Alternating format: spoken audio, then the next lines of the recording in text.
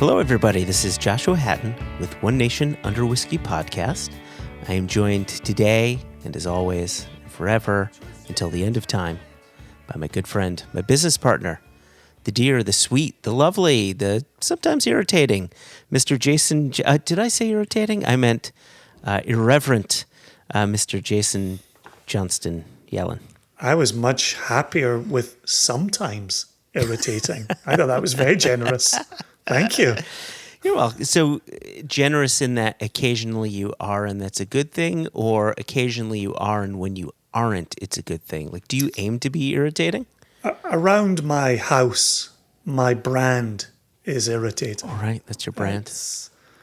That's what I'm known for around the house. Mm-hmm. You know, I have a 13-year-old who's clearly annoyed by me all the time. I have a wife who expects me to do things that I don't do, and I'm clearly annoying to her. I think it's really the 10-year-old who's probably the most forgiving in the house. Is that because he gets it? Does he get it, or is he just too young? He doesn't know any better. No, he gets it. He's the one that's got the insight. All right. Okay. He's picking up what I'm putting down. Oh, jeez. You should close the lid more often.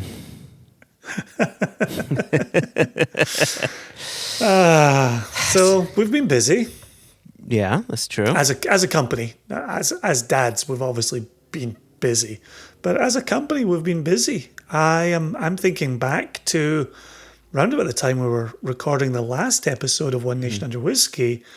I threw myself into the virtual whiskey show put on by the Whiskey Exchange. You did, yeah.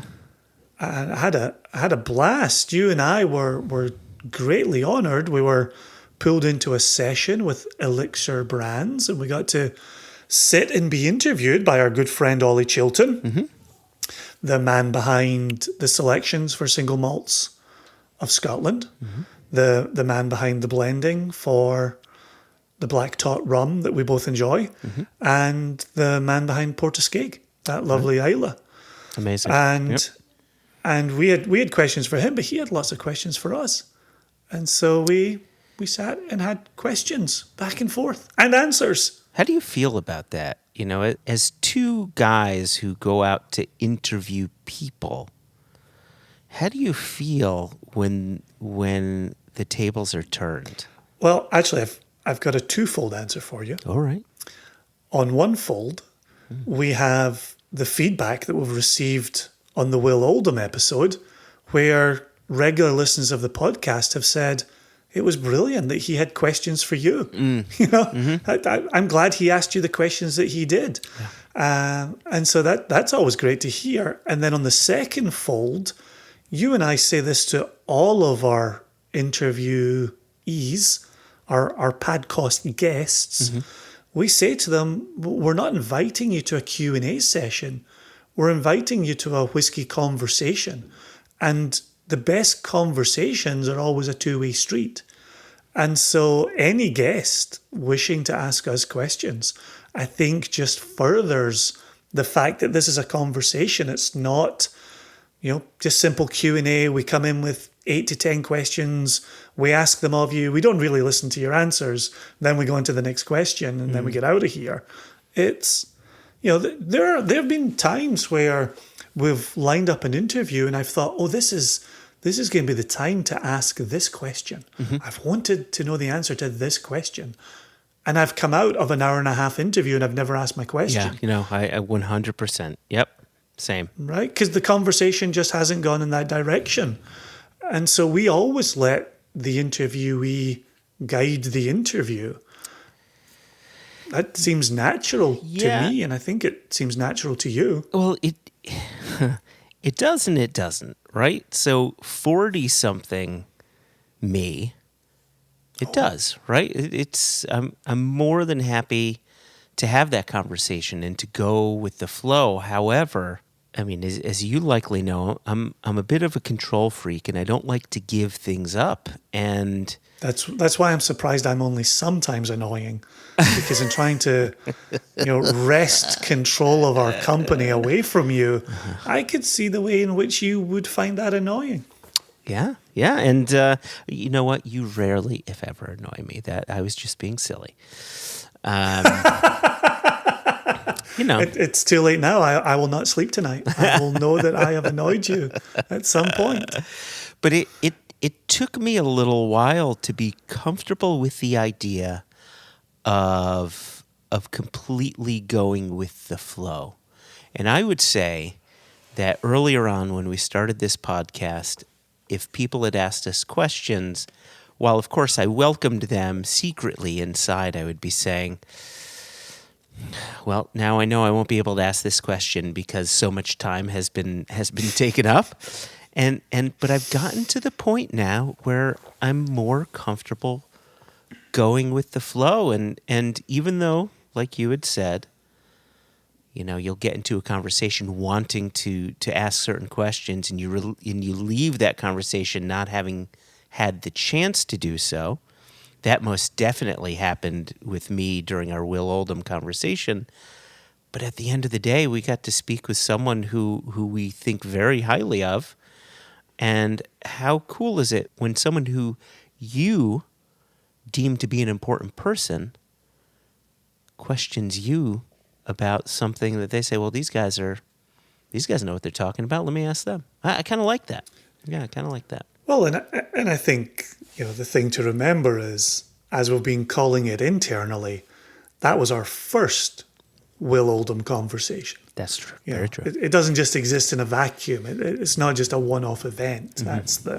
It was the first conversation we had, and I'm curious to see where our future conversations go with him.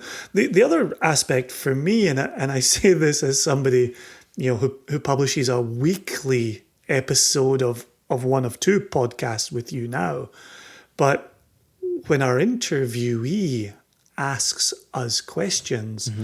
what I have in the back of my head is our listeners aren't here to listen to us answer your questions. They're here to listen to you answering our questions. And sometimes I have to kind of bundle up my confidence and my self-belief. And I have to think, obviously, because we do have long rambling intros. No, our listeners are interested in our answers to questions being posed to us. And that only makes me feel even more fondly for our listeners, mm-hmm. that they are here for us. And I love that. And I sometimes forget it, not in a taking them for granted way, but in the opposite. I forget that they do enjoy our relationship. Look at the beautiful letter and note that we got from Travis Williams, the beautiful letter that we got from Vadim, mm-hmm. right? Where, we know that our listeners enjoy the fact that you and I enjoy one another. Mm-hmm. And this podcast is an excuse for you and me to spend time together, just shooting the shit, which is why we have long rambling intros, because we're just shooting the shit. I know, and it's so funny. You and I were supposed to record last night, and the day before that. And the day before that. But, usually I will push everything out of the way to do this, because this is just the most, right now, the most fun I'm having with our company is just recording podcasts and having conversations with people. And I thought you were going down the path of the most fun you're having with your clothes on. But then I remembered we don't talk like that anymore. No, we don't talk like that anymore, Jason. So stop being naughty. Let's pause for a second. All right. Before you finish your thought. Yeah, go ahead. We got an email, a Facebook comment. It was a Facebook comment. Yeah, and I'm glad you're bringing this up. Good. Yeah. So it's funny you asked that. I'm actually looking at the comment because I was in our One Nation Under Whisky Facebook group page, and this comment came in 2 weeks ago, and you and I discussed it last week, and I'm glad we're discussing it on today's podcast. It came in from listener Kurt Suter, Kurt Suter. I Right? knew there was an S there, but I thought it maybe started with an S, first name. Right. Yes, Suitor, Suitor. And his comment was on us posting the Extra Extra episode, which, was about sexism in whiskey, right? Or AKA Murraygate, or the Jim Murray episode, as some people have been referring to it as. And his comment goes as such. Just finished the episode and agree completely with your stance on the responsibility of white males, myself included, to make whiskey culture more inclusive. That being said, maybe you and Jason should consider dropping the dick jokes on the podcast. And I read that to myself, and you're never on Facebook, and I thought about it for a few days. And as each day went on, I'm thinking, gosh, as funny as we think they are in a vacuum, maybe Kurt's right. And so I said, let me bring it to Jason and see what he says. And so here we are, and now we're talking about it live and in person. We are, and what I liked about Kurt's comment was that it was something that was rattling around in my brain. Mm-hmm. And one of the things you and I talked about was we do it in fun, right? And we don't do it to ostracize anybody. No. But perhaps our intentions are really meaningless within this context. The other side note here is we talk about a whiskey podcast with dick jokes. Mm-hmm. We really don't do a lot of dick jokes. No, we really don't. I can't really remember, and if somebody has a timestamp or an episode on it, do send it in. But I don't, off the top of my head, really recall the last time we relied on one. But it can be there, right? It can be something we pull out, and please don't read into what I just did there. But right. So let me pause you right there. That typically is the extent of our dick jokes, right? Where you may say something like that, and then I'll just chuckle, right? Like that. But having said that, just that in and of itself, I can see some people saying, that's just cheap. It's just cheap. Which it is, 100%. And part of the reason that I do it to get you to chuckle through your nose is because it is cheap. We always talk about the low-hanging fruit. The other aspect for it is, as soon as you start telling people that you're going to police yourself and you're going to police your own jokes, people say, oh, come on, it's just fun. I love coming here for the fun. Stop being fun, right?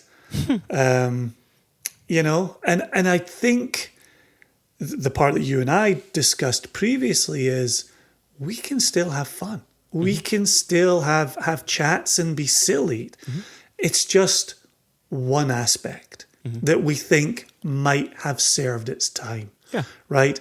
And if a dick joke only works because we're telling it to other people who look like us, and I mean that as white middle class with a penis, if we're only telling it, and if they're the only people that are getting the joke, are only the only people in on the joke, then that has failed, right? That's not a place where we want to be. And so, if you're a woman in the industry, if you're a female listener, and we do one of those low-hanging fruit, throwaway comments, perhaps you roll your eyes and you move on to the very next seconds of the podcast. Mm-hmm. But if we've caused you to roll your eyes, that's a distinct response to, this old shit again, right? And so there is a way in which we definitely, want to be more inclusive than that. We have Jess on staff, and we love having Jess on staff, and we have our own kind of internal paging HR joke, which and sometimes Jess makes the paging HR joke as well. But maybe that's not the world we need to be living in. Here's the thing. Here's the takeaway. As I stumble through this response, You and I don't have the answers to this. Correct. You and I don't have the manual on the correct way to respond to this. What we're saying is maybe we could try not doing that and see if it works. That's it. We're not telling anybody else how to behave. We're not telling anybody else what to find funny. We're just saying in this podcast that we send out into the world, maybe we're going to try to not do this one thing and see what happens. What if we fail, Jason? Oh my gosh. I can almost guarantee we will fail, Joshua. And if you and I didn't do things because we might fail, we might never have bottled an Amrut. We might never have bottled a Penderyn. We might never have bottled a 2-year-old Milk and Honey. We might never have taken a chance on Whistle Pig. We might never have approached George Grant at Glenfarclas. I could go on. So we've never lived with fear of failure before. We'll try. We'll see what it looks like. We're still going to be Egypts, as we say in Scotland. Well, you mentioning Amrut, Penderyn, Milk and Honey, right? This is a perfect, beautiful, immaculate transition into today's guest, right? See, that's somebody else picking up what I'm putting down. I could get used to this in my life. Right? Let Zevi know. He's been picking up what you've been putting down. Someone else is doing it. He's got competition. Will you call me son, Dad? Wow, I'll be your fourth dad. And, you will be my fourth dad. Potentially fifth. That's another story. Anyway. Can I be your Zadie? That's the question. Oh my gosh. Can I just call you Uncle Art? We'll just leave it at that. Anyway, inside joke for you, me, my wife, and maybe Tamara. Anyway. That's never going to survive. So today's guest is really, when you'd mentioned Amrut, Penderyn, Milk and Honey, off the bat, my thought is, okay, he's starting to rattle off world whiskey producers. Yep. And today's guest, Raj Sabharwal, has really been a pioneer when it comes to the importation of world whiskeys into the U.S. I'm so glad you used that word, because in this interview, when you listen to the hoops he jumped through to legitimize Indian single malt on government paperwork, not just in the eyes and the mouths of consumers, but in government level paperwork, he 100% pioneered that. 100%. 100%. Oh, yeah. I mean, Amrut would not be here in the U.S. if it weren't for Raj, if it weren't for him working with / fighting with the TTB to get proper nomenclature around what is Indian single malt. And that's a great part of the story. Actually, the interview kind of starts off with that. But then, as listeners will hear, he goes into a bit more depth of, what it means / what it takes to start an import company in the U.S. and the ins and outs of that, and the trials and tribulations of bringing on an English whiskey, and then, Sullivan's Cove, and these whiskeys from these far-flung areas of the world, at least from the minds of, when you're thinking of where whiskey is made, right? Those are far-flung, countries in the world. This is someone who said, I believe in this, and I'm going to help make this happen. I feel like he's the type of guy that is just taking chances all the time, but maybe they're not so much chances, right? It's calculated, and he knows what to do at this point, and has known what to do, right? Oh gosh, yeah. There's a reason that he's now bringing Waterford into this country, right? He's a known commodity, and we talk about it within the interview. If Sam Filmus, Chris Udy, and Impex are known for their world whiskey portfolio and can be trusted with new, global brands and Scotchies, Raj is occupying that as well. Raj is known as somebody who can introduce and build a world product Yeah. for you. And the thing I wanted to add on, you mentioned a moment ago, Amrut wouldn't be in this country without Raj. Single Cask Nation, Single Cask Amrut, and Single Cask English Whiskey Company would not have been in this country without Raj. 100%. And working with Raj on bringing in those two single casks, it was fantastic, is always fantastic. And as much as he no longer represents English Whiskey Company, for Nation members who are listening to this podcast, we harass Raj constantly on getting another Amrut single cask for Single Cask Nation. And so don't think just because I can't remember if we mentioned that in the interview or whether it made the final cut of the interview, but know that we definitely harass Raj. And anytime we begin that question, he always says, I know where this is going. We are still working. You are on the radar. You are on the list.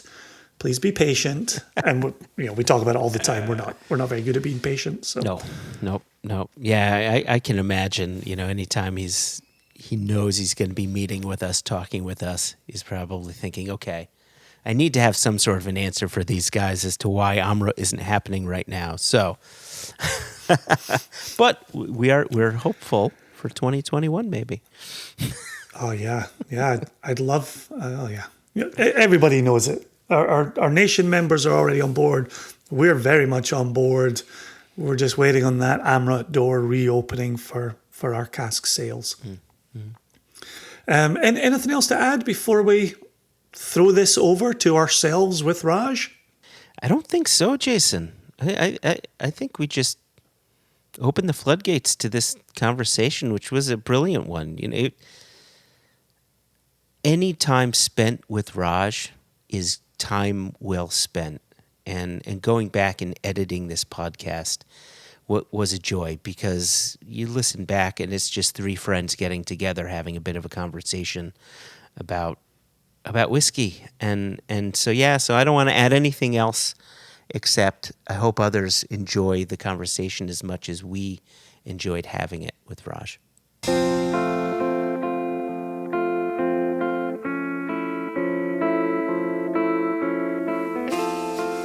So Raj, we've known each other for a long, long time. And it's been wonderful and fantastic. And I always enjoy bumping into you when we're at different festivals, when we used to be able to travel around the country. But how did you get into this? What's the origin story for Raj Sabharwal? That's a great question, Jason. I mean, ironically, this is our 10th anniversary, having started the business. So sweet. Yeah. In 2020 is the 10th anniversary? Yeah, correct.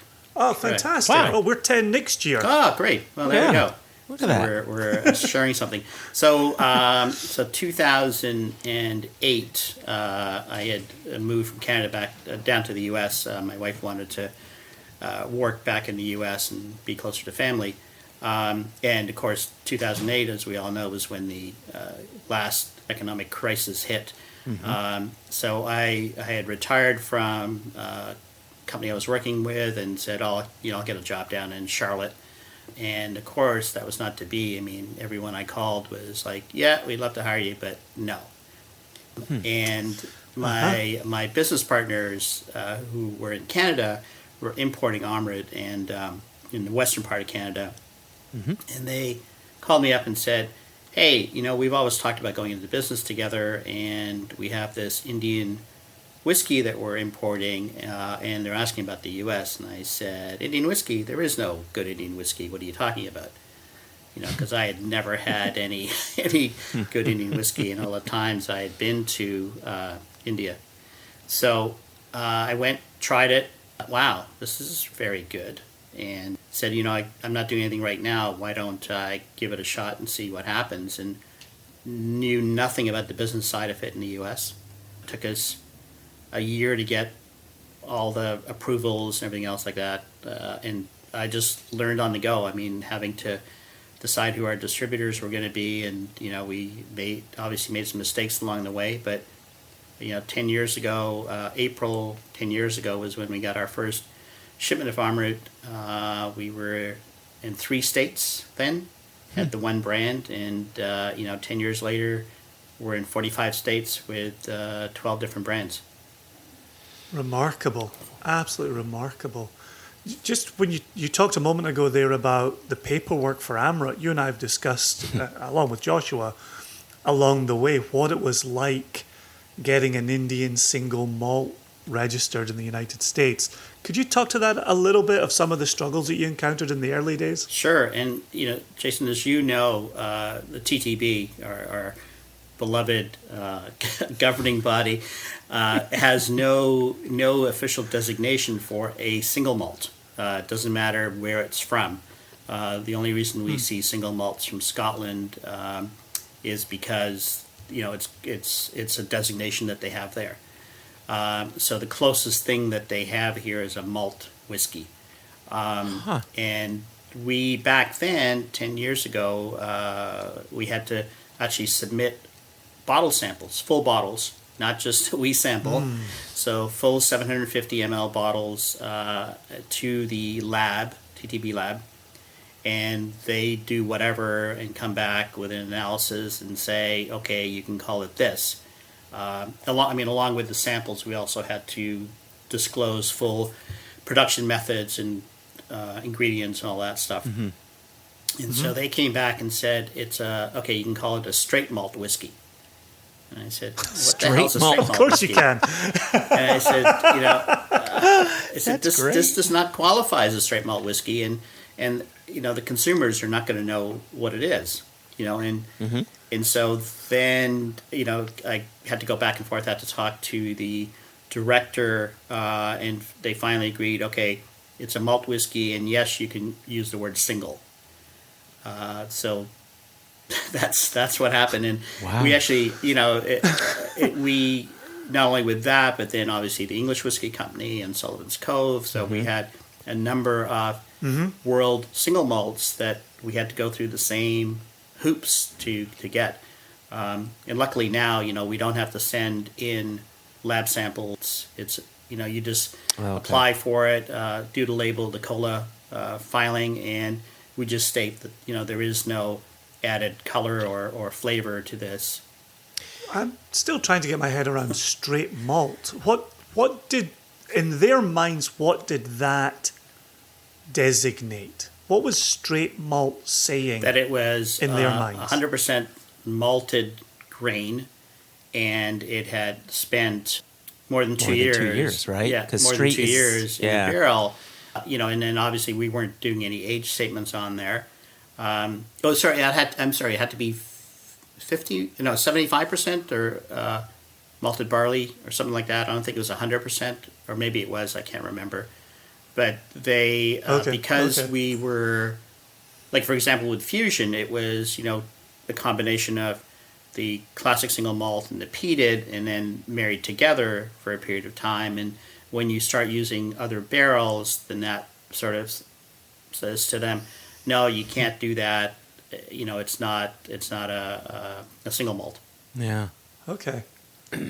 Are there any straight malts in the marketplace? Is this a category that I've been sleeping on? I don't know if there are. I mean, obviously there are other straight American whiskeys out there, and generally, if you look at the designations, the designation of straight tends to fall under the American whiskey categories, not world whiskeys. That's where my mind went. So that was my other argument, saying this is only applicable to American whiskeys. It's not to world whiskeys, and you can't turn around and enforce a designation on us that makes no sense. Yeah. Yep. I want to get a bit more into this, into what it looks like to grow the world whiskey market, because you were definitely a pioneer in that, especially starting 10 years ago. But before we get into that, I'm really curious to know, I'm hoping you can share with our listeners what it's like to actually start an import company. Like what is entailed in just legally getting that set up, warehousing, what laws are in place, and how do you as as a new importer who is just making his name attracting the brands that you're attracting. So what did that look like from day one, from Raj saying, let's start this import company? Well, good question. I mean, obviously the first place I went was to the TTB to find out what we had to do, and we had to file reams of paperwork, which I think back then it was less onerous than it is now. I think they're looking for a lot more financial disclosure and other things that we didn't have to, go into as much detail back then. But we certainly had to have an appointment letter from a brand, and that was obviously from RØDE, because you can't start an import business without at least having one brand that you're going to represent. And and then then we had to get all of the submit the paperwork, submit the financial disclosure, and I think it took maybe 3 or 4 months to get that. And now I think they're running 6 to 9 months for. So you have to get what's called a basic permit, and a basic permit allows you.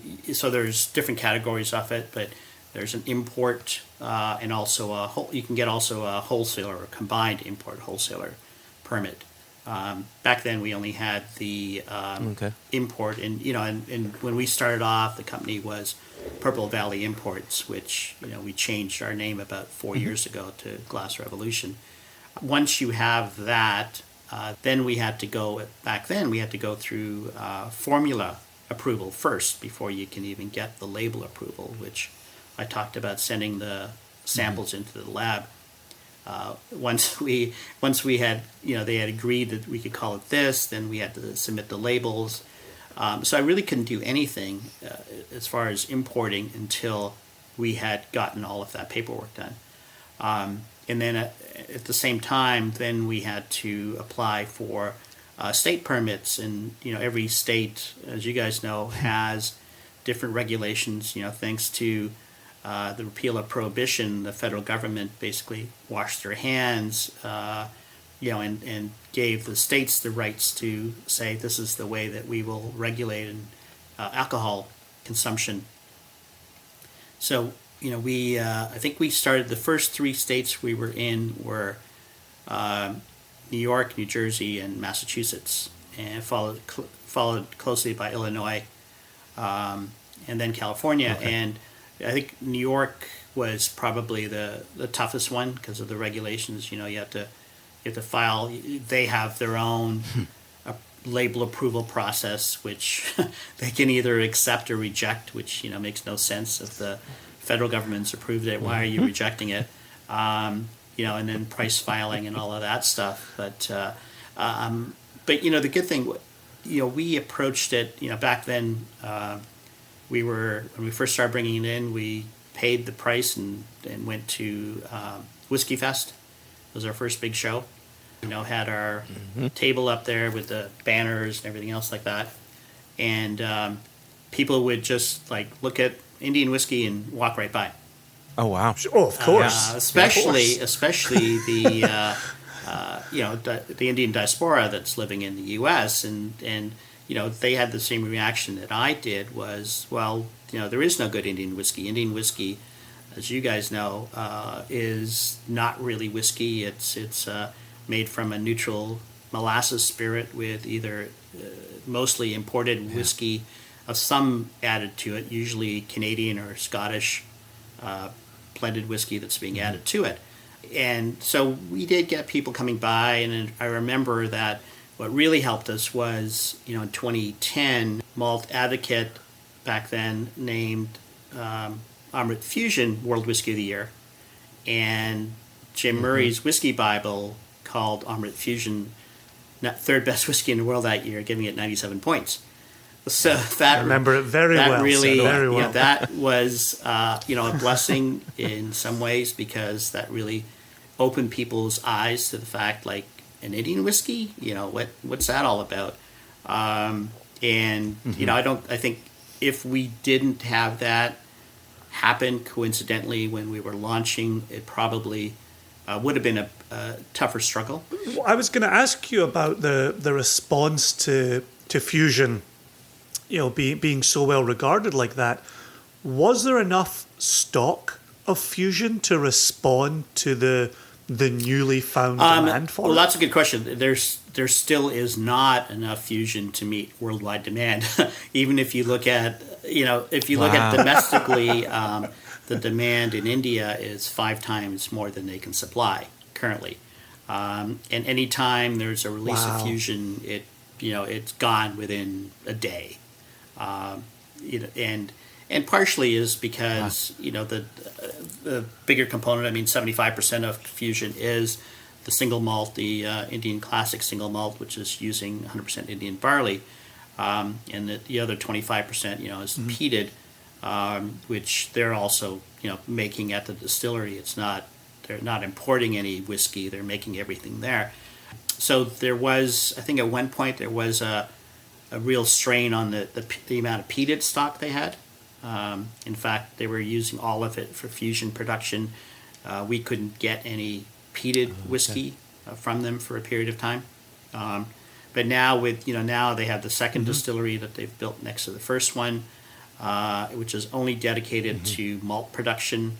6 warehouses, that they're stocking. We'll get into this later, but the benefit of making your whiskey in Bangalore is the quick maturation that happens because of the climate. So we don't have to wait 15 years or 12 years or whatever to have stock ready. I think in another couple of years Amrit will be well on their way to having a good supply of stock.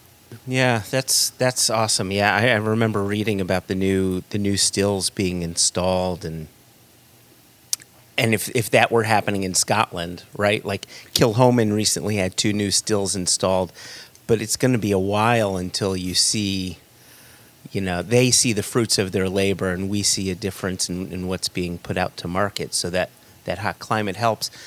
So, all right. So you start off with Amrit. Then 2010 happens, and Fusion is called Whiskey Advocate's #1 whiskey, and Jim Murray calls it the #3 whiskey in the world.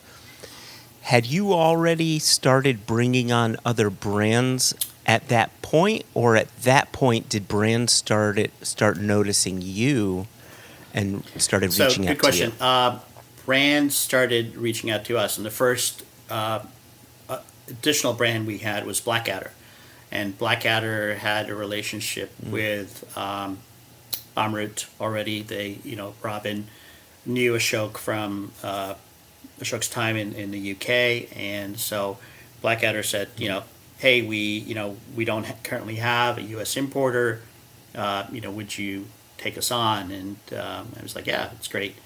And then also followed by the English Whiskey Company, which back then was pretty new.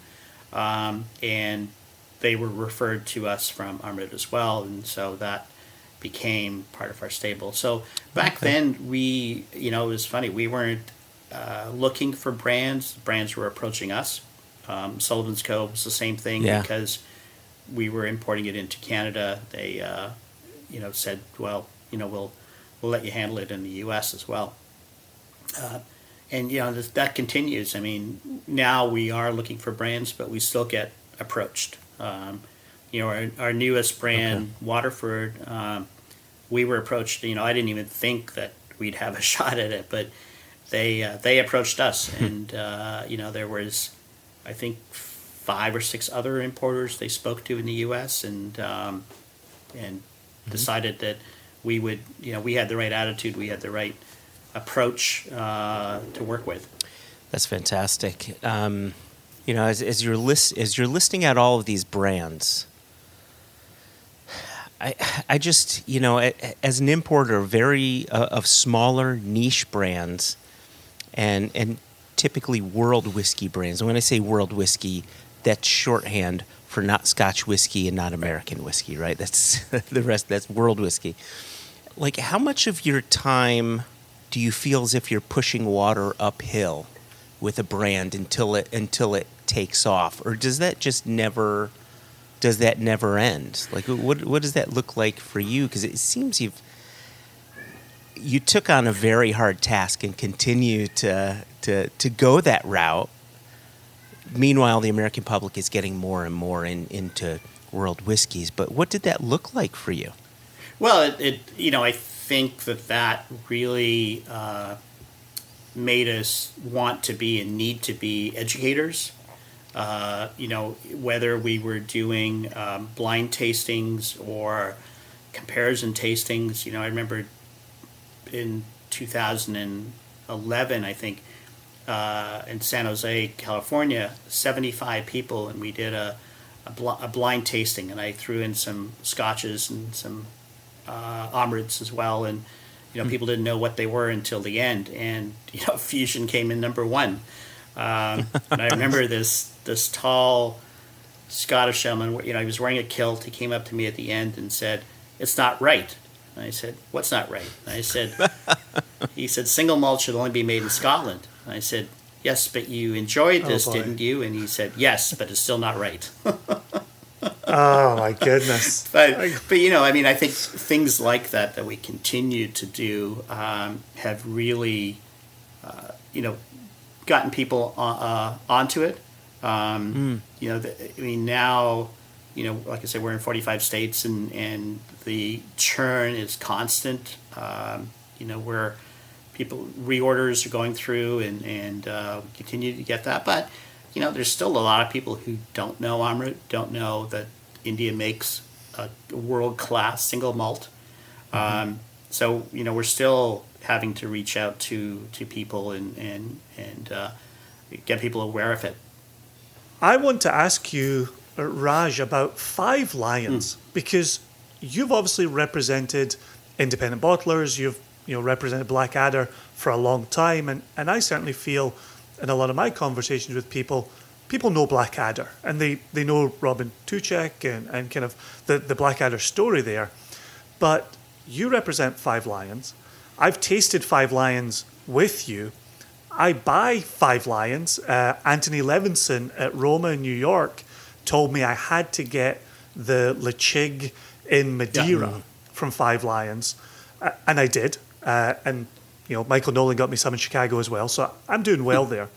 But I was thinking this today. I literally know nothing about Five Lions, like just nothing. And aside from the fact that I like their stuff, so could you take a moment and talk to us about Five Lions and let our listeners know about this? Well, really good independent bottler.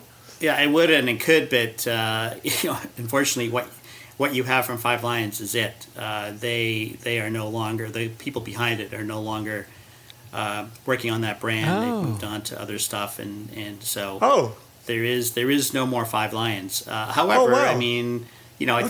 I think what they were doing, basically just in a nutshell, because there is still Five Lions stuff around, two whiskey geeks from Germany who love whiskey, and I don't know if you've ever been to Germany, but there are probably more independent bottlers in Germany than anywhere else. Yep, sure. And a lot of them, however, the quality of what they're putting out there is not great. They're more concerned about the distillery than the quality of the cask, and so they'll buy something and just bottle it and sell it, and the two fellows behind Five Lions wanted to go around that and make sure that the quality of cask was important, and that's why you see things like Lecheg and Madeira and other really unusual casks, either finishing or maturation, that you normally wouldn't see and definitely wouldn't see from the distillery. Was there a Williamson in port? Am I remembering that? There wasn't a Williamson in port. There was a Williamson. We still have a little bit of it left, which we all know is Lefroy. Yeah, I've got some on my shelf behind me. Yeah, and it's nice, and I think Williamson in port cask would be delicious. Yeah. We'll probably have to work on that. We so there. Oh, we do have that's another independent bottler that we have that I'll talk about in a second. But so we continue to have independent bottlers. I mean, we not only Blackadder, but we have Murray McDavid, which we started importing about 2 years ago. And okay. and Murray McDavid, does again, they're all about the cask and what type of cask. And, they have a person who their only role is to seek out and source great quality casks, whether they be ex-wine casks from France or, sweet wine casks or whatever, port sherry, etc. So we've had really cool stuff like a 25-year-old Glen Scotia that spent 22 years in sherry and then 3 years in a first class Burgundy cask.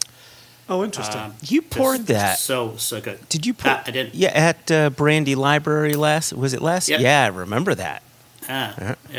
That was delicious. That was really delicious. Everything to do. I mean, speaking about Williamson and Port, they did a Lafroig that was 8 years in port and 7 years in sherry.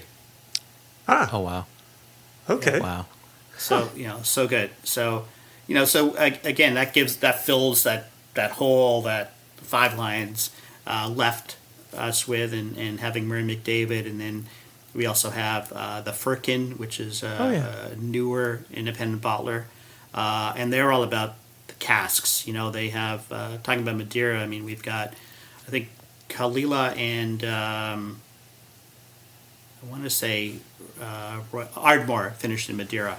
Okay. Royal Bracla those two are in Marcella. So the Kalila and the Ardmore in Marcella, the Royal Bracla in Madeira, and the Tullibardine in a combination of Amontillado and PX sherry.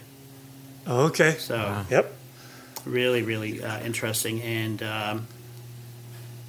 just trying to think what other so those are a couple of independents we have right now, and each of them do have their own niches. We're not obviously wanting them to compete, but as that allows us to have Scottish single malts in our portfolio. Although right now with the tariff, that's not a good thing to have. Where I'm looking at a lot of single grains and blended malts, because that's 100%. One way around the tariff. I mean, it's crazy when I just quoted some single barrels for a couple of retailers, and I'm looking like $8,000-9,000 just in tariff. It's crazy. It's absolutely crazy. I think I might want to go down the tariff rabbit hole, but before I do, Yeah.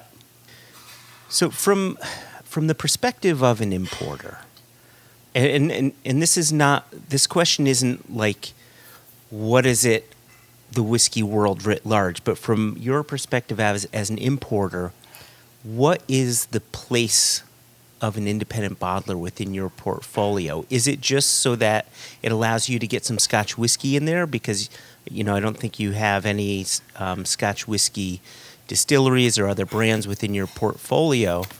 Is it that, or do you see it as serving some other purpose? That's a good question. So it's both. It is because it lets us get Scotch single malts and other Scotch. I'm a big single grain fan, so getting those in there. But I also think it serves a purpose because my love of whiskey allows us to, through independence, is to get distillery bottlings that you normally would not see from a distillery. Yeah. Like having a Balmenic, which we just got from Blackadder last year. Balmenic, rarely do you see that as as a distillery bottling, because so much of it goes into blends. But it certainly gives an opportunity for, as part of my my greater mission to educate people on whiskey and when it comes to Scotch, is to convince people that not all Scotch is peated and smoky. 100%. By doing that and just showing people the range of single malt whiskeys from Scotland, and that a lowland or a Speyside or a Highland or Islands, is there really a difference between regions, is regions just a misnomer that somebody created and it doesn't really matter. Yeah, we always talk about the regions being very nice for broad strokes, but every region is crossing over into every other region currently. But as a broad stroke, as a way to just start day one with somebody coming into this category, I think is a lovely way to introduce people, to the overarching category. Absolutely. I mean, if somebody, typically, yes, there is a distinction between, Islay and, for the most part, not everyone in Islay makes a peated whiskey. And traditionally what came out of the lowlands. And, the lowlands, a lot of single grain distillation happening in the lowlands. There was only one that was further north, which was Strathclyde. It's the only grain in Glasgow, right? That's up in the Highlands, but everybody else. Yeah, Glasgow.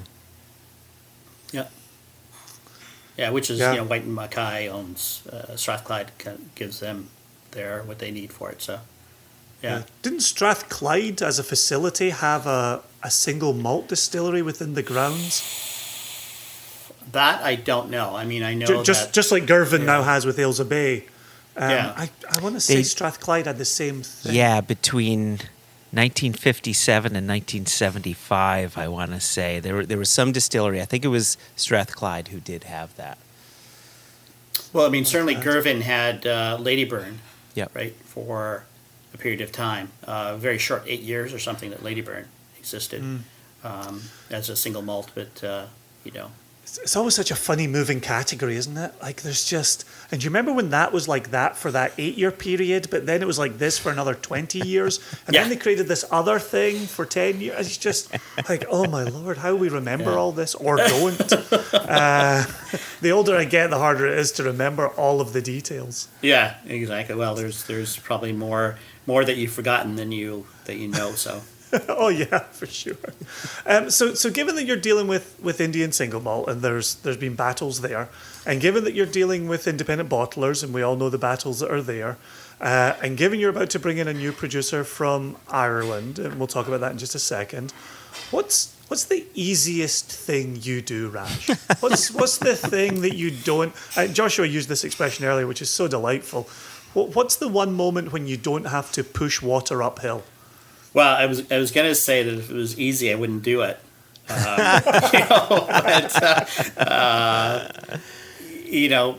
Right now, probably the easiest thing I do, which I enjoy, is, COVID's forced us to do is having these virtual tastings. Certainly the work up to it, getting the samples out to people is the work. But once that's done and I can just sit in front of a computer and talk to 40, 50, 20 people, whatever, and talk about whiskey and walk them through it. Let's, compare notes and just continue to educate. I mean, I think I've always enjoyed teaching and I think continuing to do that and something that I'm passionate about is great. And that's, when you're passionate about something, as both of you know, it makes what you do easier. Absolutely. On this topic, coming out of COVID and believing that there will be a world for us all to return to, whichever year it happens to be, do you think the Zoom tastings will continue to exist? Or do you think when the shackles are released and we all go back out on the road, 35, 40 weeks a year, do you think we'll leave Zoom behind? What do you see going forward? I actually think that the virtual tastings are here to stay, and whether the amount of them diminish going forward, but let's look at it. When you have 30 people, you're spending an hour and a half to 2 hours with them. It's quality time. You're exchanging information, you're tasting together, and at the end of the event, nobody has to get in a car or get in a taxi or whatever else and go home. They're already home. The worst thing is they have to stumble upstairs, and hopefully they don't, but or downstairs or whatever. But I think because of that, it's great. Really, we all know that being at a whiskey show and standing behind a table for 4 or 5 hours, you might have 30 seconds to a minute, maybe a minute and a half with a person.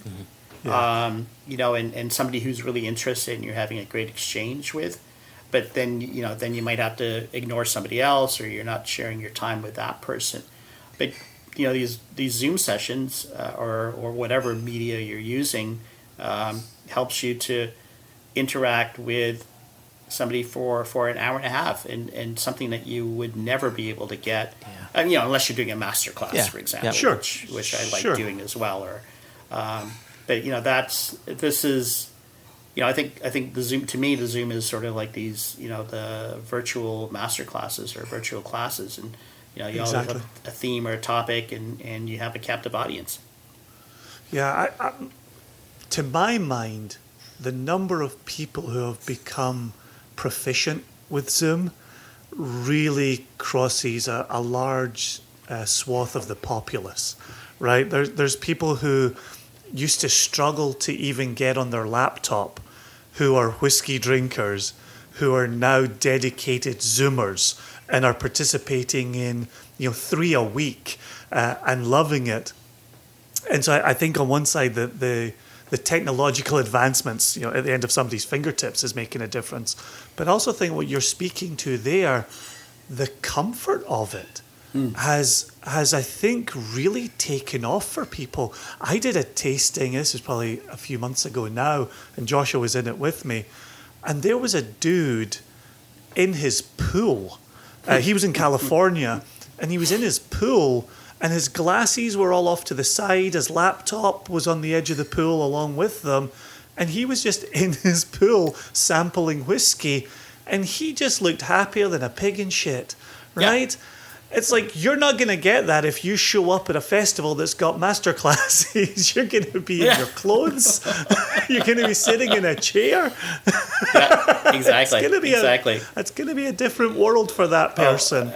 Absolutely. And I think for that very reason, that having something like these virtual sessions and events and stuff like that make a lot more sense. Especially, when the weather is harsh, if in the middle of winter, who wants to get dressed up, get in the car, drive somewhere, only to hit icy roads on the way back, and or get in a Uber or Lyft or whatever, that makes a lot more sense to just say, gosh, you know what, we're going to do 6 whiskeys in the comfort of your own home, and you can ask any questions you want and interact with people. Yeah, the number of times I drove to an event to do a master class in snow, in slippery weather. I may as well have been driving drunk because it was just as dangerous. And this is, October, November, December, definitely a busy time for whiskey. And as much as I have a bit of Zoom fatigue, I will be very thankful for Zoom come, snowy times. There's no doubt about it. And I imagine the portfolio that Impex has, the portfolio that Glass Revolution has, when there's so much world presence, you can now zoom in somebody, from India, from Ireland. Joshua's done it for Milk and Honey in Israel, right? And suddenly you've got 35 people focused on a world producer, and they haven't had to fly, they haven't had to have an increased tour around the country. It's just that we've got them for 30 minutes, we've got them for an hour. Like, that, to me, will be the thing that keeps Zoom around going forward. Yeah, I agree. I mean, I've done a number with Drammers Club. Oh yeah, and Charlie, and then good lad. When Charlie's bringing in, we did a Glen Scotia a couple of months ago, and Ian was on for the whole time. Ian's amazing. And having 40 people or whatever that could talk one-on-one with Ian, he would answer your questions. Just brilliant. Yep. We're planning a Waterford one, hopefully early October, and we'll have Mark on for it. And it's one of the things with the Drammers is that 3 or 4 hours is nothing. So so it could go on for a while, but I think there's the fun in that. But you're absolutely right, Jason. I mean, having having the distiller, the owner of the distillery, representative of the distillery, whatever, that can be on there like they are there in person, without having to get on a plane, without all the costs and expenses. And frankly, and Josh, you're probably the same, that from a corporate standpoint of view or from our business standpoint of view, what we're saving in travel costs, Oh my gosh, yeah. is incredible. But we're still connecting with people. I'm using our marketing dollars for social media things, and also getting these sample kits out to people. Saves me a lot of time. I mean, how many times have any of us had to go somewhere for a show where you fly in the night before, or the morning off, you have to pay for a hotel, you pay for your flights. You're in $1,000 before you've even said goodnight. Yeah. Yep. 100%. Yep. And over Zoom, you could be in California for a tasting one night, you could be in New York for a tasting the next, Washington State the night after that. Like it's really opened up the calendar for how to speak to groups of people as well. Regardless of location. And frankly, retailers love it too, because we've partnered with a lot of retailers, and so it's their clientele that come in there, and then it gives the retailer has the opportunity to say after, okay, who wants to buy what we tasted tonight? It's on special tonight, and people are doing that, and it's just 3 months ago they were probably so swamped they didn't want to do it, but now now they want to, and we're doing more and more of them. Well, and I do feel like, just like you're rightly saying, we're not buying flights, we're not paying for hotels, we're not renting cars, nor is the consumer going out to bars, going out for dinner. And I said this on a recent episode of the podcast. When we first locked down, I was like, okay, I've got enough whiskey. Like I'll just be calm and sensible. And then a few months went past, and I kind of needed something a little bit exciting. And I started buying again. And then I bought more and more. And it's been interesting watching consumers kind of do the same thing, figure it out the first couple of months. And now we kind of know how to get whiskey to our doorsteps. Right. We can make this happen. And so exactly, I think there's a bit of money to be spent at retailers when you're on a Zoom chat, and especially with retailers putting some discounts in place connected to the tastings. To your point, if I think consumers are starting to realize that, hey, if I go out for an evening to a bar, I'm probably spending $100. Yep. Right. But I can now spend $100, on a bottle that's going to last me for longer than one night, right? Hopefully, they're not drinking the whole thing. That night, if done still, properly. It's just exactly. So it's all about changing your experience and whatever you want to do. It's broadening your horizons and trying to do things in a different way. And sure, we all miss not being in a bar and with commiserating with people and having laughs and jokes and stuff like that. But those days will come, and but we all want to be safe, and we all want to make sure that we're not spreading or picking up any kind of virus. Mm-hmm. Yeah, I was just going to ask you that before we move on to talking about Waterford. What kind of percentage of your business? Clearly, brands. There are some brands that are on-premise brands, so they're going to be restaurants. They're going to be bars. Given that you're a little bit more esoteric, given you've got the independent bottling side of things, how much of your business was on-premise, and how much was off sales, retail stores?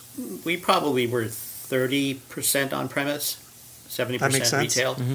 Yep, that makes perfect sense. And primarily things like Mahon Gin from Spain, which is a big on-premise product. Some of the rums, the Amrit rums, they're priced for cocktails. But we're still seeing retail sales. I mean, we struggled in April, I think May, but we had the best July and August ever in our company history.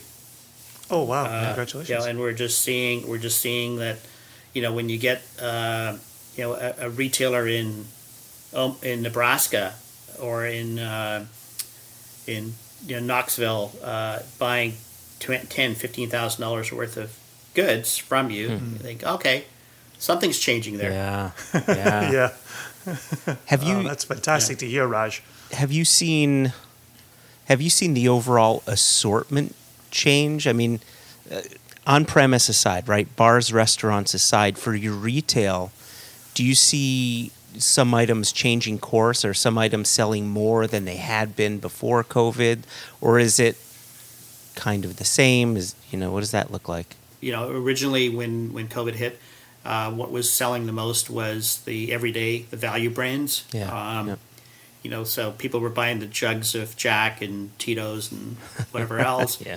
And so, they've got enough of that, and now it's saying, okay, what else is out there? And we're getting more demand for our higher end label, our higher end brands, our super premium ones. Good. And we developed a in-house system, inventory and access system, and we can actually work with distributors, and they can go on and create a sell sheet, just picking the items they want. It spits out the sell sheet with the picture, the description, the price, so they can do a tailored sell around, and that's been really successful going out. Wow, that sounds fantastic. Yeah, it's really, really, really good that we're Was doing that this. software that you had pre-COVID, or was that a pivot that you made within? Yeah, it You was a already had it? software. It was a software program that we had, and we've certainly this has given us more time to tweak it and develop it, and it continues to evolve. But it's becoming our it's our inventory system, but it's also our information system for, and we're giving access to brands that they can actually, okay, this is the information we need, populate it. Put in the UPC codes, put in the case weights and all that stuff. Because we need that stuff, and I'm not going to go chasing you on it. You have to take some ownership of this and put that stuff in there. Wow, that's fantastic. Yeah. I'm glad it's found an audience for you during COVID as well. That's tremendous. So we've teased it all the way through the interview here. Let's talk about Waterford. We've, if you're on social media at all, you're seeing Mark Renier really kind of champion the brand. We've seen the launch in Europe, and it seems to have launched real hot commodity. I've actually got our beloved Jess actually sent me 3 samples of Waterford from Europe. Yep. Same. And so I've actually got Waterford beside me. Yeah. I've got Single Farm Meadow Lodge. I've got Banno Island. Yeah, Banno Island. And I've got Waterford New Make Groveside. Okay. So would I say Groveside, Banno Island, and Meadow Lodge? Is that how I would say that? Yep. I don't know I know Banno Island. I don't know the Meadowlark. I don't know that one, but it's all about with Mark. Everyone knows his reputation by having resurrected Bruichladdich. Him and Ian and a few other people, and then he started doing that there. I mean, Mark, he's celebrating 40 years in the drinks business this year. Wow. 20 years of that was on the wine side, and then 20 years on the whiskey side. And then when in 2012, when Bruichladdich was sold, Mark said about he's not somebody who sit idle, and he said about trying to find the next thing. And he was talking to a few other whiskey people, and especially the distiller at Bruichladdich. He said, what, the best barley that I've ever come across is from Ireland. Lots of, and if you look at the geographical position of Ireland, it's south of Islay. I mean, Mark lives on Islay, and he can look down and see, oh, there's Ireland over there, and it benefits from some of that, the climate system that benefits. I mean, obviously being on the west side of Ireland can be nasty with the heavy winds and stuff like that, but it's just a beautiful place and so diverse.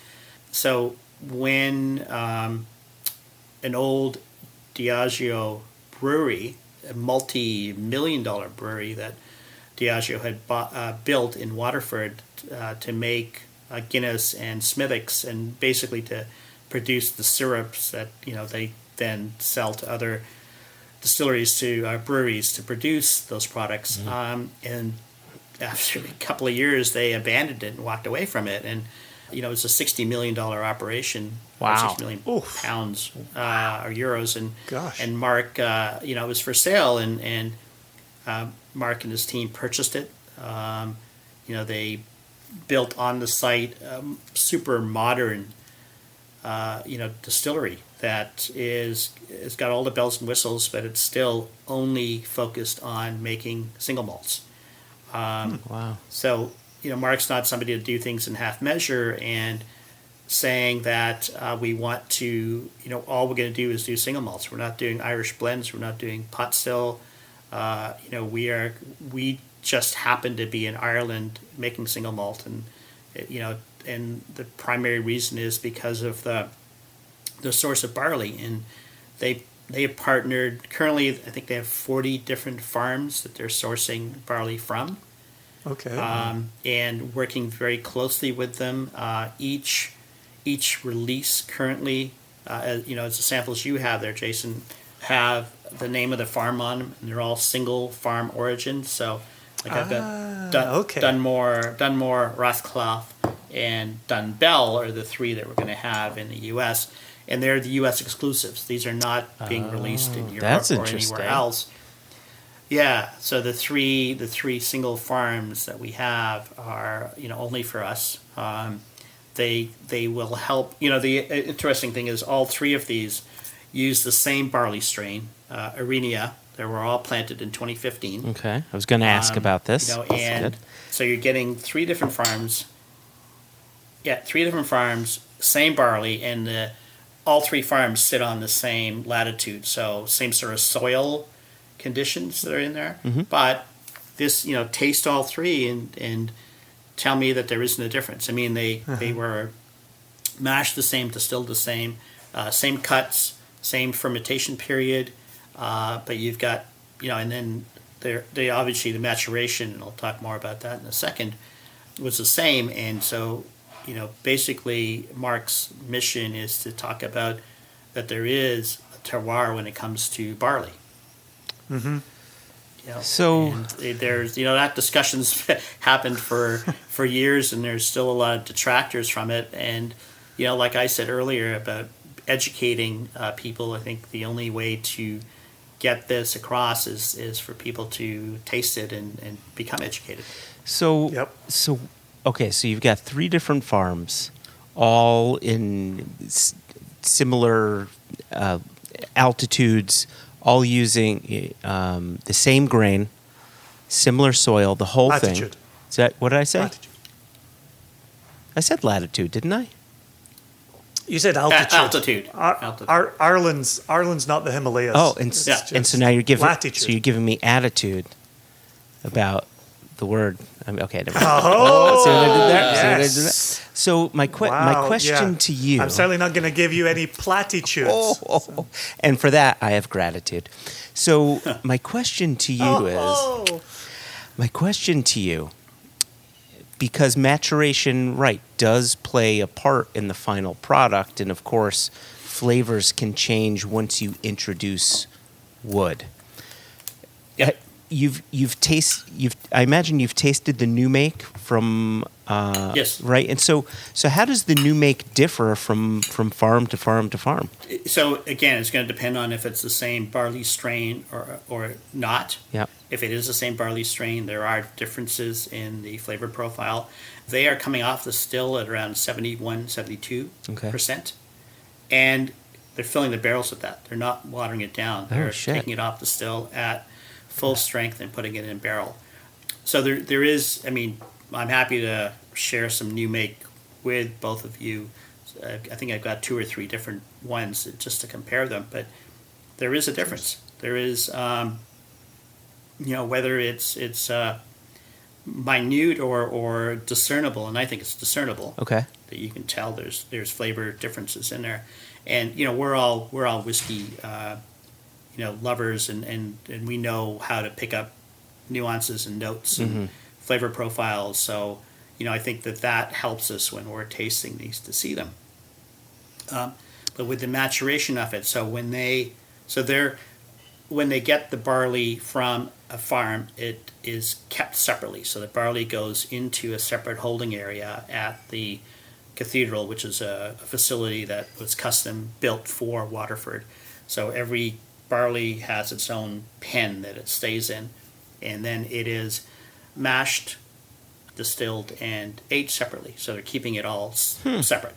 Wow. And so for the 3 that we're getting for the U.S., they were split into different types of casks. So 35% was in ex-bourbon American casks, 20% in new American, 25% in French casks, and then 20% in vin doux naturel, so fortified wine casks. Oh, okay. So you have this make that gets split into, they're leaving it in there, and then they will, when it comes down to bottling, Ned will take percentages from each of the different casks to create what the final product is in the bottle. But the percentages on there and the transparency is incredible. I mean, every bottle that a consumer buys has a terroir code on there. Wow.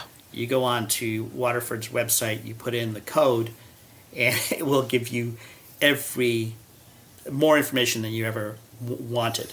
I mean, what the farmer's dog's name is, what the weather was like the day it was planted, what the weather was like when it was harvested, the rainfall, the soil type, all of that. I mean, it's wow. They are not there. There is more information than anyone could ever want, and now the next step is to say, okay, how do we codify this? How do we put it into a way that it's useful and palatable, rather than having all of this information out there? But the whole thing is it's provenance, terroir, and transparency, and that's what Waterford is all about. Wonderful. Okay, so I want to make sure I'm asking this question properly. There's going to be a bit of a build-up, so prepare yourself. All right. We need a drum roll? Yeah, please. So Your arms will be tired by the time you get to the question. So in the Impex portfolio, we have Penderyn. And when Penderyn talks about their whiskeys, they say, we're a Welsh distillery. We're not Scotch whiskey. Our whiskey doesn't taste like Scotch whiskey. We're not Irish whiskey. Our whiskey doesn't taste like Irish whiskey. So here you've got Mark Renier, who reopened Bruichladdich, got them up and going, and started doing some of these barley experiments that has now become not just an experiment with Waterford, but that is the way that they work. Does Mark Renier, so this is a bit of a two-parter, does Mark Renier talk about this as this is Irish single malt and this is within the category of Irish single malt, or is he in a way looking at it as creating this hybrid of Scottish style whiskey produced in Ireland? So that's one question. And then question number 2 is, from your own taste perspective, how do you perceive the whiskey and its place within, UK/European single malt category? So Mark will readily say that what they're making is foremost a single malt. It just happens to be made in Ireland. To your earlier point, Josh, what is Irish whiskey? What does Irish whiskey taste like? Mark will say that if it's going to be Irish, then should it not mean that it is Irish barley, that it is sourced and made in Ireland? We know that in Scotland, 60% of the barley that's used in Scotland doesn't come from Scotland. Right. Or even the UK. There isn't enough barley that is produced to satisfy the demand, and a lot of barley comes from the Middle East or the Ukraine or Canada or wherever, right? And unless a distillery is specifying that we want this particular barley from here, they don't know what they're getting. They're buying barley, and it's, it could be a particular strain, and it's obviously malted a particular way. But, at the end of the day, they're trying to produce, Mark said this yesterday, they're trying to produce something the most economical way that they can. Yep. most of them. And we have a difference. I mean, obviously, Josh, you import Kilchoman, and Kilchoman has set out there growing their own barley for most of it, and making a difference that way in what they're producing. The same thing with, Penderyn. What is Welsh whiskey? England. I mean, we had the English whiskey, and now there's 5 other English single malts out there. Can you define what English whiskey or English single malt is? Right. Can you define what an American single malt is? I mean, you can't. The American producers can't even agree on what should define a single malt, American single malt. Yeah. Yep. Right. At least in Scotland, there are regulations that say you have to do this, this, and this to create a single malt. But it's evolving. I mean, currently, last year they allowed use of different types of casks. So now we're seeing tequila casks. Yeah. Things like that being used. So going back to your original question, it is foremost a single malt. It is 100% malted barley, Irish malted barley, pot stilled, double distilled. It's not triple distilled. And aged in oak barrels, which is a requirement in Scotland that it has to be oak. So, right.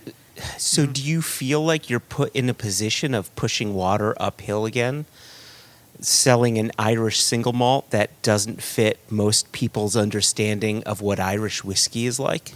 Well, Ford means a crossing, so we're actually crossing water rather than pushing uphill. Well played, sir. Well played. Right. 10 points to Gryffindor for that. Yeah, there you go. I had that. We had the discussion yesterday. We did a virtual session with Mark and Ned. We had about 35 people on there, our distributors and some media. And, that question came up, where do you place Waterford? And, I think in a retailer, putting it in the Irish section doesn't do it justice. Yeah. When you say Irish whiskey to a general consumer, 90% of the time you're going to get somebody saying, "Oh, Jameson's," yep. Or Bushmills or something like that. And we shoot Jameson's all the time.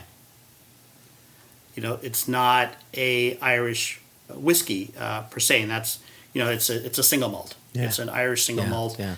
It is so. I think it fits nicely into our portfolio because as far as I'm concerned, it's a world single malt. Okay. Mm-hmm. Okay. And I would like to see it in the, there are retailers that we all know that have single malt sections, right? It's world single malt, and that's where Penderyn goes. That's where Amrut goes. That's where, Starward from Australia and other single malts go, right? And Japanese whiskeys and et cetera. That category of world single malts continues to grow, and I think that consumers are starting to look for that and starting to expand their horizons and expand their tastes to say what else is out there. Yeah. I'm reminded of 5 years ago when the first whiskey show I did in Kentucky. It was, any bourbon? No. Okay, and they would walk right by. And you'd have the occasional person, hey, what do you have that's not bourbon? Because we've had all the bourbons. We want to know what else is out there. So brown spirits are still popular, and people are starting to say what else is available in brown spirits. Wow, that leads me perfectly. Were you happy with answers to both parts of your question, Joshua? Joshua asked two-part questions. And yes. There was the second part. I was trying to. The first part was about where does it fit into the category, and the second part is your own perception. Your thoughts on the whiskey. Yeah. Yeah, I thought I addressed that by saying that it to me in our portfolio it sits within the world whiskey, which is world whiskey category, and and everything that I think most of what we have in our portfolio, we talk about authenticity, we talk about uniqueness, that we have direct connections with the distillery. It's not, the distillery is not part of a big conglomerate. If I have an issue, I pick up the phone and I talk to Mark, or I talk to Ned at Waterford, or I talk to Ashok in Amrut, and say, hey, can you do this? We're not happy about this. We have that relationship with them. Yeah. And Yeah. likewise, we tell every distillery that we represent that we're an extension of you. If we can't adequately represent you the way you would represent yourselves, we're not doing our job. Yep. Yeah. I'm so pleased to hear you saying that, Raj, as importer, because that's certainly what we say as independent bottlers. Mm-hmm. Yeah. And all of this, to our minds, to be done well, has to be that two-way street where we're representing one another to the best of our abilities. And that's what will make our representation stronger within the marketplace. Yep. Yeah, and it's not only us representing it, but it's also making sure that our distributors are on the same wavelength, that they're 100%. delivering the same message. And going back to the point you just made, Jason, I think because of your ethos and what you do, it allows you to get spirits or whiskey from, you've bottled other spirits too, but get them from places that other people can't. Correct. When you bottle something, it's like, how did they get that? Well, it's because you have an honest relationship with the distillery, and you are conveying to them that you're representing them the way that they want to be represented. Mm-hmm. Yep, agreed. And it always honors us when good people like yourself see that in us, but know too that we see it in you. And the relationships and the brands that you represent. We know exactly why brands are coming to you to be brought into the United States. So kudos there as well. It's been wonderful sitting with you. It's been wonderful just simply spending time with you. I haven't spent time with you since we drank in Potomac. And that was probably 2 or 3 years ago at this point. Oh, Jesus. So it's been very nice to see you and sit down with you. But to get out of here on this, and it's with an eye to the future. Clearly, you've got something exciting that's happening right now with Waterford. Clearly, you're doing a wonderful job building your brands. Clearly, you've done an exceptional job representing Amrut. What's the future look like? What are you most excited about? Assuming 2021 has some normal times in it, what are you excited for looking into that year? That's a good question. I mean, as an extension of what I've been talking about, my passion and our belief in whiskey and other good quality spirits is, we've been buying some of our own casks and bottling those, but limited amounts. They're all single casks that I'm sourcing.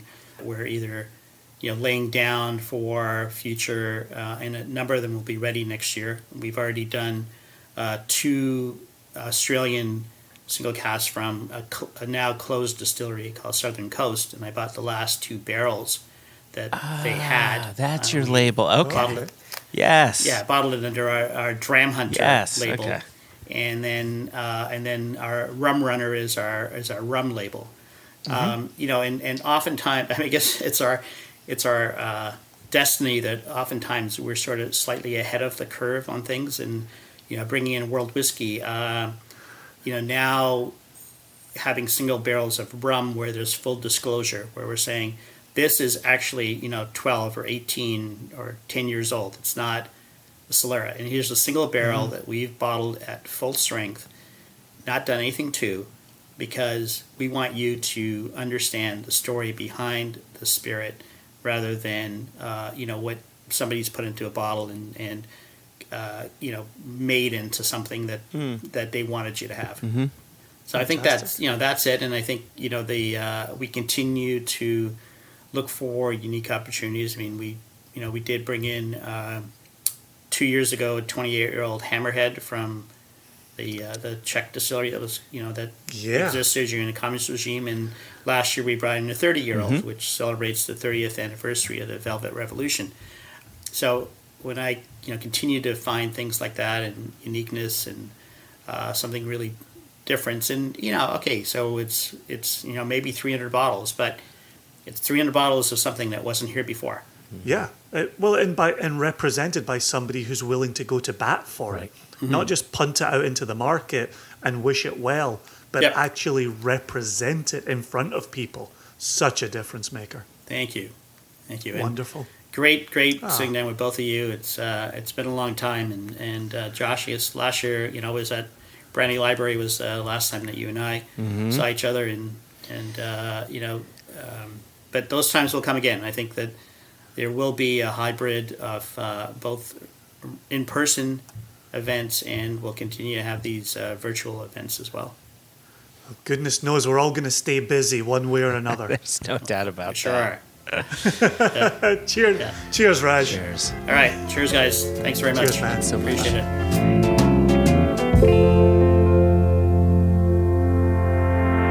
Sincere thanks to Raj for sitting down with us, having that type of chat with us. Nothing off the table, all questions welcomed. And one of the aspects that I want to draw attention to is Raj travels as much as anybody I know, travels as much as you do, I do, we do, all of us do. We were all feeling the effects of not seeing one another on the road. Oh my gosh. And as you said before we started the interview, just getting a chance to sit down for an hour, share a dram, have a chat. It's so welcome at this time, especially at this time. But it's really telling when the three of us, who invariably will bump into one another on our travels, and we're always lamenting, I was just in place X, I'm home for the weekend, I'm off to place Y next week. I'd love to just be kicking up my heels at home. And now that we've spent 9 months kicking up our heels at home, we're all saying, I can't wait to get back on the road. Can't wait to see you in City X, City Y, City Z. Let's go out and about again. Yeah, and going out and about with Raj, in my mind, is always a treat. So, and we talk about it a little bit in the interview, but I want to bring it up here again. The last time that I saw Raj was at Brandy Library in New York, and it was for an event that Matt Lurin was putting together where he gets a bunch of producers to bring a special bottling, right? And then you've got like 5 minutes to present it. That's the one downfall, right? You've got all of these special bottlings with like 5 minutes to appreciate it, and it's not enough time. At the same time, you're with a bunch of really cool people. You could put the whiskeys to the side if you don't want to go through it so fast. So, you can go at your own pace. You don't have to listen to the good Dr. Matt. Anyway, so the last time I saw... Look at you not following rules. That's right. Boom. Rule breaker. So the last time I saw Raj was at this event, and he had brought a bottle. It was a 25-year-old Glen Scotia, and I had brought maybe it was our Bowmore. Maybe it was our 30-year-old Bowmore. I can't quite remember. But there was a photo opportunity where they were like, okay, let's take your pictures, and Raj and I are arm in arm. And we both had it in our head that on the count, and of course we didn't tell one another, that on the count of 3 we would turn around and kiss one another on the cheek, but it ended up being a full-on kiss on the mouth. And that picture is around there somewhere. So then the masthead has just designed itself because yes, Raj and I were doing side-by-side pours at the first Jack Rose dining saloon, premier dram event, Epic Drams, right? Yeah. And I had somebody take a photo of us from across the bar where I've got my arm around him, and as the picture's being taken, I bend my head and kiss him on the top of his head. And so I know that I'll picture. send you my photo for the masthead. You find your mouth-on-mouth photo for the masthead. And basically you've got us, even though we're socially distanced nowadays, we'll have us giving Raj kisses, and he will thoroughly enjoy that. Do you think he's in it just for the kisses? I think he may be in it just for the 100%. kisses. 100%. I said in our intro, there are often questions that I don't get to ask our guest. That was the question that I walked out of, that I didn't get to ask him. Are you in this only for our kisses, Raj? We're just going to have to assume the answer is yes. Well, you've given me a job, Jason, to create the most special of mastheads, and I'm on it. I'm looking forward to this. And it's funny, right? Because our listeners are going to see the masthead, and then, although I say this, clearly if you're a subscriber and it just appears on your device and you listen, you're not actually seeing the masthead. It's seeing the announcements on social media. It's seeing it at Podbean that you see the masthead before the episode. And so there could very well be listeners who haven't seen the masthead, have no idea what we're even talking about with regards to mastheads. Yeah. So, okay. So with that in mind, before we go into, so we don't have news, but we do have some listener email that we want to get to. But before we get into that, if you're a subscriber to the podcast and you haven't seen any of the mastheads that we do for each episode, you can always go to just, possible. right? You could just go to onenationunderwhiskey.com and go to our episodes list. Sometimes it's just a picture of the person, but sometimes they're good fun. Moving right along, footloose and fancy free. Getting there is half the fun. Come share it with me. Moving right along. Jason, I think you have the email machine in front of you, and we just received an email, maybe yesterday, maybe Indeed. the day before. Indeed, given that we continue to sit on older emails, and I do feel a little bit bad about it, at some point I'm going to sit down and clear out our inbox, because there's some that we say, oh, we need a quicker email than that one. Yeah. And so we're not dismissing anybody's emails. It's just the use to which we put it within the podcast. And so we got an email from someone who's an avid supporter of the nation.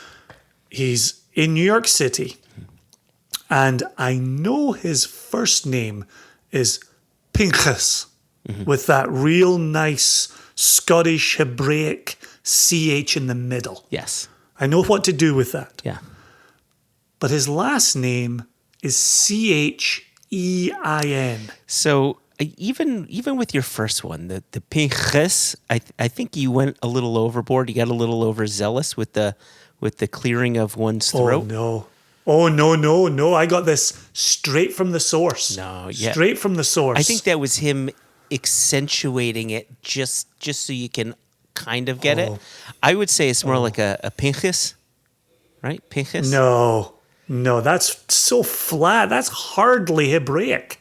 That's, given that the Jewish guy on the podcast is pronouncing it like that, I feel a little bad for you right now. I feel as if I got a bit of street cred going on. I feel as if maybe you should be listening to me. So flat. So okay, so how would you do the Chein then?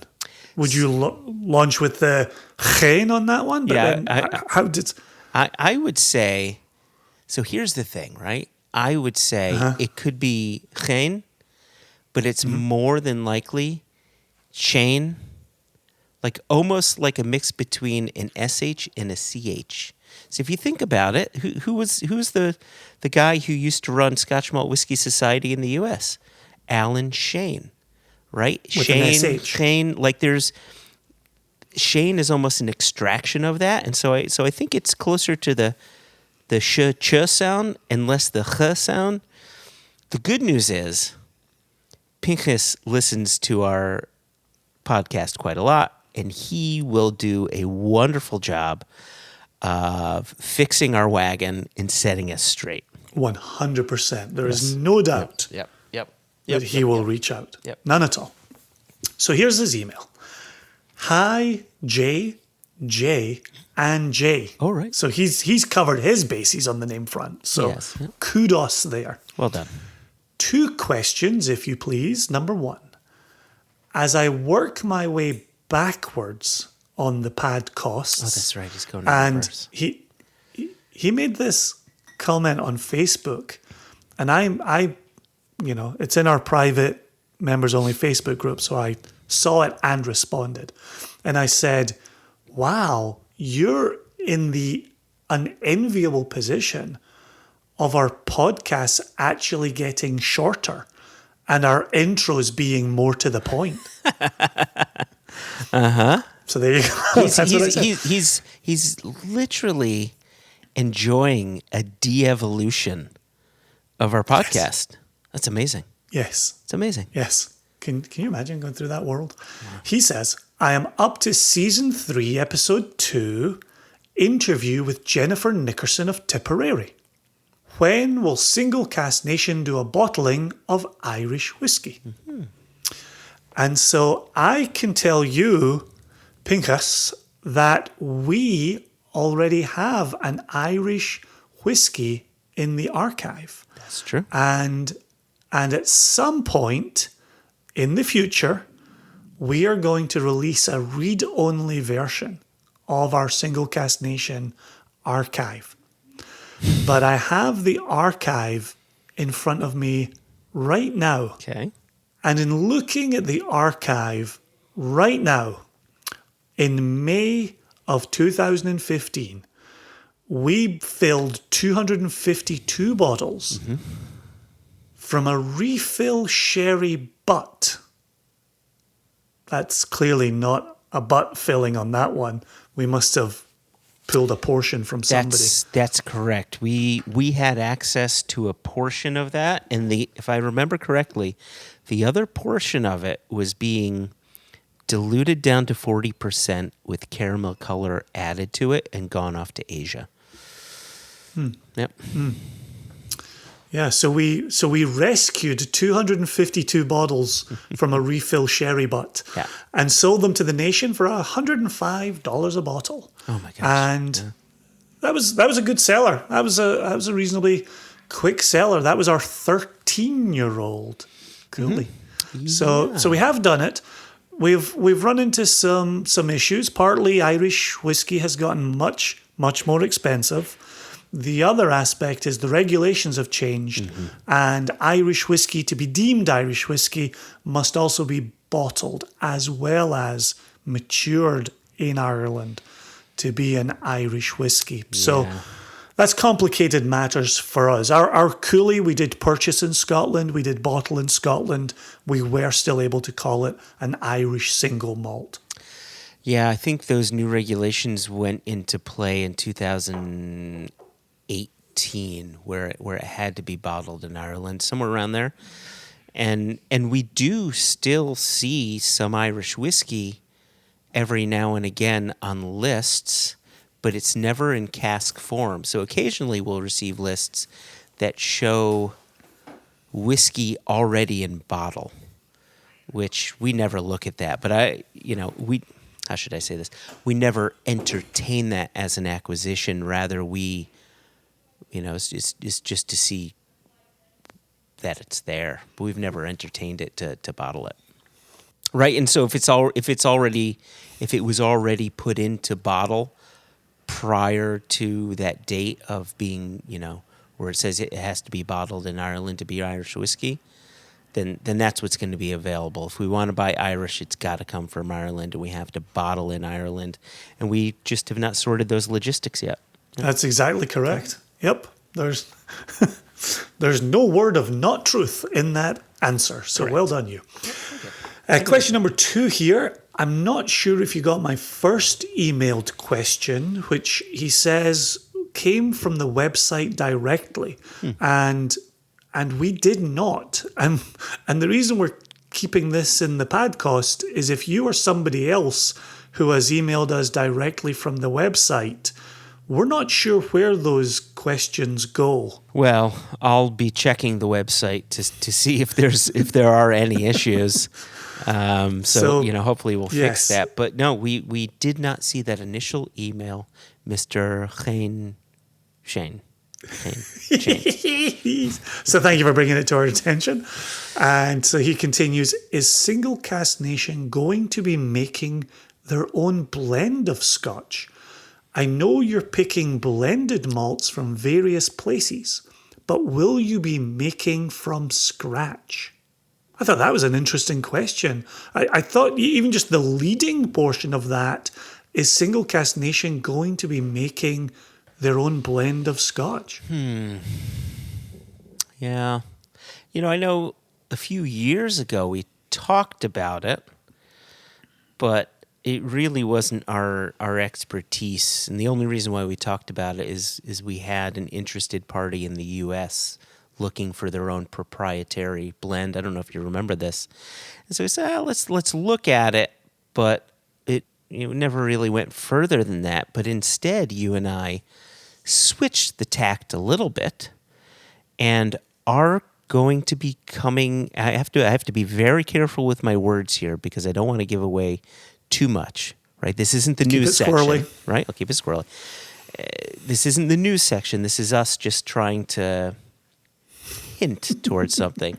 So we have been working on a new brand of whiskeys that will be priced competitively. It will be delicious. There will be non-chill filtered, natural coloring. And it will be single malt, though. It will not be a blend, and it will not be a blended malt.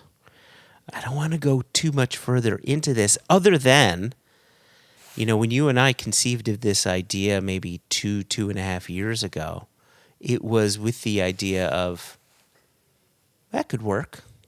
And then as the idea kicks down the road and we're starting to work with distilleries and producers and such, and then we taste the juice that we could be putting into this, we're saying, oh my gosh, this is, the value to quality is almost flipped, right? You're getting more value because of the quality.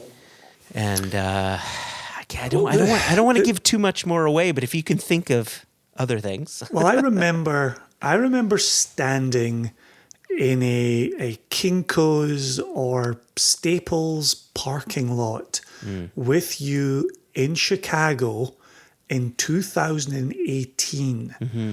And we'd already been working on this brand for about a year at that point. So it's been 3 years. And I remember saying to you, because as always, when you're getting all of your logistical ducks in a row, it always takes much longer than you would ever hope.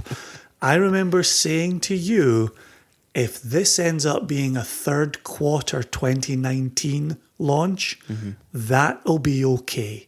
And this would have been October of 2018 because we were in Chicago for the Jubilee. That's right. That's really the only time I would see you in Chicago or see you in New York. Yeah. It would be for the Jubilees. And I said that to you then.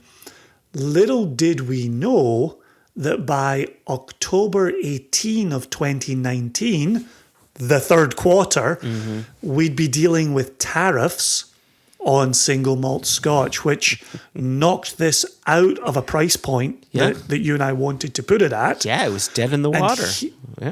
And here we sit, October of 2020, now saying to one another, if this is a 2021 launch, maybe third quarter of 2021, maybe earlier if we can get all of our ducks in a row, that'll be a success. And so that will have been 3 years from you and I standing in that parking lot, and ultimately 4 years from you and I starting to say, what if? Yeah. What if we did this? What if we did that? So, yeah, I'm hugely excited to get a branded single malt out there. And you absolutely hit the nail on the head. We've got a reputation as quality guys, and I don't just mean that as two wonderful chaps, but the quality of what's contained in the glass that we release. Yeah. Yep. And we're not going to compromise that even as we chase, as you said it, a competitive price point for this single malt. So hopefully those who have trusted us to this point will continue to trust us. Hopefully we'll get a new product on shelves that will become a regular purchase for fans of the nation, occupants of the nation. And because our podcast is global and because our company is global, I want to be crystal clear in saying this new brand will be global. Correct. That is 100% correct. US, UK, EU, Asia, rest of the world. That's what the aim is for this brand. Very exciting. Yeah, I'm glad we've got Pinchas asking his question about whether we've ever contemplated our own blend of Scotch. And I wouldn't take it off the table. You know, you and I talk about being hugely impressed by High West, David Perkins, of course. Compass Box are currently celebrating their 20th anniversary. We're hugely impressed by John Glazer. We've had a conversation on this podcast with James Saxon and his role within blending for that company. We have huge respect for those who are blending. If we do it, we will not be approaching it lightly. We will not be thinking, oh, you just stick some of that with some of that and out comes something wonderful. Yeah. We understand it's a much bigger challenge than that. And if we end up going in that direction, it will only be when we've pulled it off to our own demands as well as the demands the nation places upon us. Yeah, you know, I think that Jason, aside from letting people know how they can get in touch with us, like Pinchas did, is likely a really good way to end this podcast. Yeah, it's been a lovely recording and a lovely interview. I hope it's been a good listening experience for the listeners. I hope so too. So, if you, dear listener, would like to be like Pinchas, or potentially like Paul Marco, right? He sent a postcard in. You can contact us in a multitude of ways, a plethora of ways, as some might say. You could email us, questions@onenationunderwhiskey.com. You could tweet at us, @OneNationWhiskey. No one seems to do that anymore, which I'm kind of okay with because I fucking hate Twitter. You could send us an Instagram message, @OneNationUnderWhiskey. You could contact us on Facebook. Just go to the Facebook search bar and just look for One Nation Under Whisky. And, of course, whiskey is always spelled without the E. If you spelled it with the E and you're trying to contact us, you've done it woefully wrong. And then finally, you can send us a postcard, send us a letter to One Nation Under Whisky or J&J Spirits or Single Cask Nation, whatever you want to do, to Post Office Box 335. And that's in Guilford, Connecticut, Guilford, Connecticut. CT is the state code, 06437. And that will get to us, and we will most definitely read your postcard on here. We'll try to get to as many emails as possible. Finally, if you want to leave us a nice comment on Apple Podcasts to let people know what you think of the podcast, 4 or 5 star reviews are always welcome. Nice words are always welcome. If you have a problem with us, well, you can use any of the aforementioned ways to get in touch with us directly, and we'll try to address that privately. But if you have nice things to say, please go ahead and say them on Apple Podcasts. As you talk there about trying to get through emails, we are starting to ramp up for our annual mailbag episode, which we run the middle of February and have a closing deadline of the end of January. Correct. To get those emails in. We will be going through the inbox and seeing, okay, who has been incredibly patient with us, or who asked a deeper question, a longer question, who asked multiple questions, and we'll start to get them lined up so that we do catch up with people who have been waiting patiently for us to cover them. But as we sit here in October, we've only now got 2 or 3 episodes in November, 2 or 3 episodes in December, obviously depending on how the Wednesdays fall in those months. January will be here in no time, and then we'll be wrapping up the 4th season in no time at all. So we love having those questions, love being able to wrap them up and catch up on all of them. They're a ton of fun.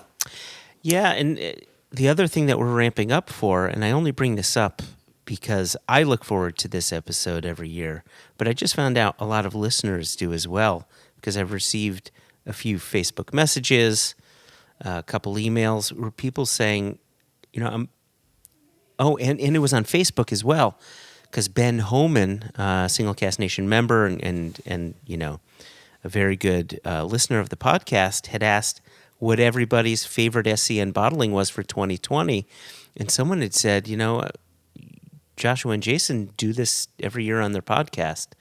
And so it was nice to hear that people appreciate that. And so I'm looking forward to doing our year in review as well. I think that'll be good fun. It's exactly how you open the podcast. Mm-hmm. We do this for fun. Mm-hmm. We do this because we enjoy each other's company and the nonsense that each of us spews, and getting to hear what you thought of the year for the company and what I thought of the year for the company. It's a conversation we'd be having anyway. Why not have it with 45,000 of our closest friends? Why not? Indeed. Well, Jason, I want to thank you. So I will thank you. Thank you. I would like to thank Raj. So I will. Thank you, Raj.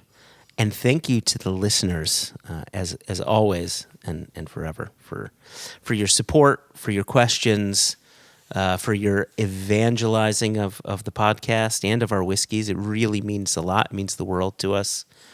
You guys help make this a special thing for us, so thank you. 100% well said. Thank you. Let's get out of here. All right, Jason. Cheers. 3 chins. 3 chins. Ooh, 3 chins. Oof. A click for each chin.